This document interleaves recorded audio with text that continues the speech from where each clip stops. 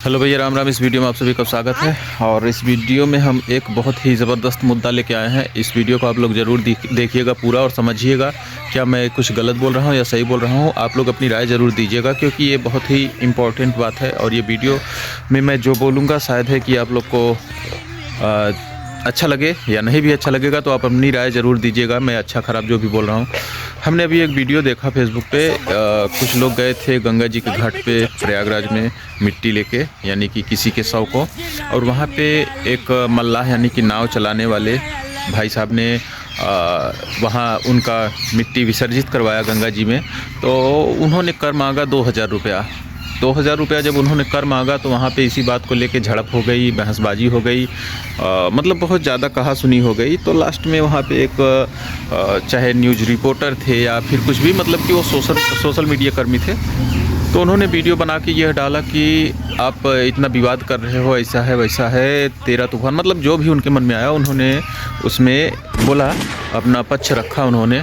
और कैमरे के पीछे, जब तक कैमरा नहीं चालू था उस टाइम पे कहा, उनके कहने का मतलब यह था कि जो यहाँ पे मल्लाह थे वो बहुत ज़्यादा उनको जो भी बोले हो, वहाँ के जो भी थे, क्या कर लोगे, ऐसा है वैसा है। लेकिन ये बातें करने का नौबत क्यों आया? अगर सामने वाला 2000 रुपया मांग रहा है तो उससे रिक्वेस्ट करो कि नहीं भैया इतना नहीं हो पाएगा, हम इतना ही दे सकते हैं, क्योंकि वो तो उसका कर है, वो कर अपना मांग रहा है। और अगर आप ये कहते हैं कि यह गलत है, कर नहीं मांगना चाहिए इतना ज़्यादा, तो चलिए ठीक है, हम भी इस बात से सहमत है। हर किसी का एक धंधा है, कोई मरने के बाद अपना धंधा बनाया है तो कोई जिंदा में धंधा बनाया है। हर एक व्यक्ति अपना अपना धंधा बनाया है, तो धंधा किस तरीके का है वो उसके कर्म के ऊपर निर्भर करता है। तो उस मल्लाह का कर्म है मिट्टी को, शव को वहाँ पे जिस तरीके से ले जाना है, उस हिसाब से मेरा जो मानना है। फिर उसके बाद वहाँ पे क्या होता है कि उस बंदे का वीडियो बनाया जाता है और उसे जलील किया जाता है कि तुम इतना क्यों ले रहे हो, अपना नाम बताओ, ऐसा है वैसा है।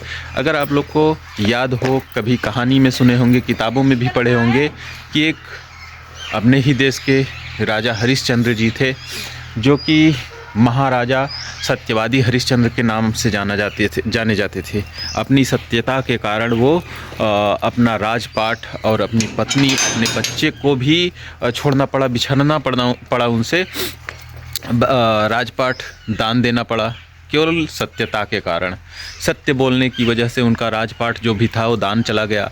फिर उसके बाद उनकी पत्नी और वो और उनका लड़का रोहित, ये तीनों जन रोड पे आ जाते हैं। एक दिन ऐसा भी आ जाता है कि इनको मतलब कि लीलाम होना पड़ता है, बिकना पड़ता है, अपने आप को भी बेचना पड़ता है। इनकी पत्नी कोई और ख़रीदता है, इनको मल्लाह ख़रीदता है, इनके बेटे को, इनका बेटा और इनकी पत्नी एक जगह, ऐसे ऐसे करके दिन गुजरता है। कुछ दिनों के बाद वो उनका लड़का जाता है रोहित पुष्प तोड़ने। जिस पुष्प की बाग में एक जहरीला सर्प रहता था, उस मौके पे पहुंचा, रहता था कि नहीं, लेकिन आया मौके पे, उनको डंक मारा और वो रोहित जी की जो है कि डेथ हो गई, वो मर गए।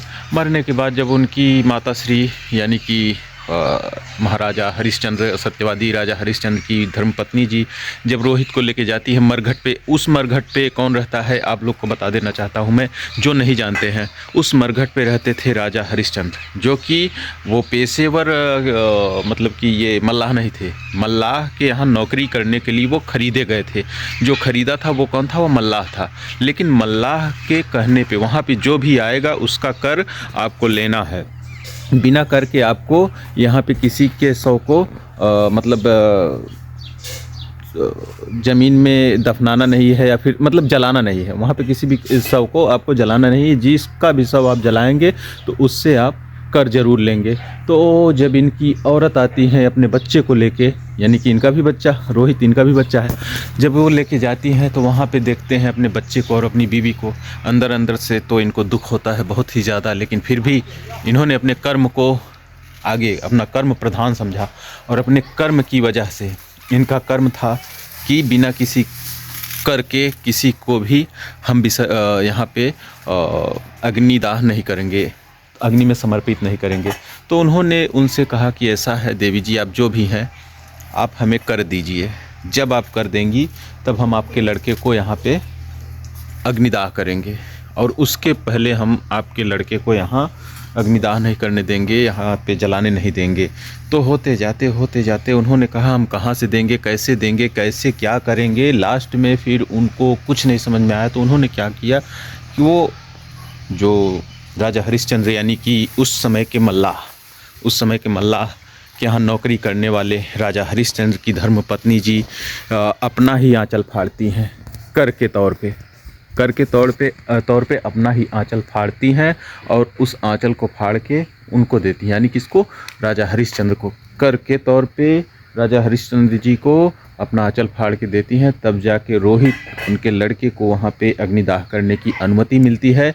ऐसा भी हुआ था एक दिन। लेकिन आज क्या हो रहा है कि तुम इतना कर क्यों मांग रहे हो, क्यों ऐसा कर रहे हो, क्यों ऐसा। देखिए भाई, वो अपना कर मांग रहा है, उस कर में अगर आपको लगता है कि ज़्यादा है तो आप उसमें उससे बात करिए, नहीं भैया हम इतना नहीं दे पाएंगे, आप इतना नहीं इतना ले लीजिए, प्लीज़ रिक्वेस्ट करिए। आपका फ़र्ज़ सिर्फ़ और सिर्फ रिक्वेस्ट करना है, न कि उनसे लड़ाई करना है, न कि उनसे विवाद करना है।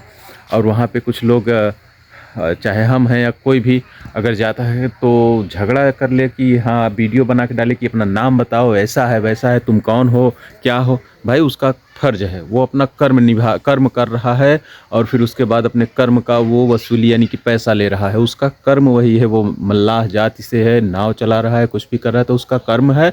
अपने कर्म का वो लागत मांग रहा है तो आप उसको उसके कर्म का लागत दीजिए, उसका कर दीजिए, जितना हो सकता है उतना दीजिए। अगर वो ज़्यादा मांग रहा है आपके हिसाब से तो उसको कम करवाइए, बातचीत करिए, कम करिए, लेकिन विवाद आपका करने का हक नहीं है।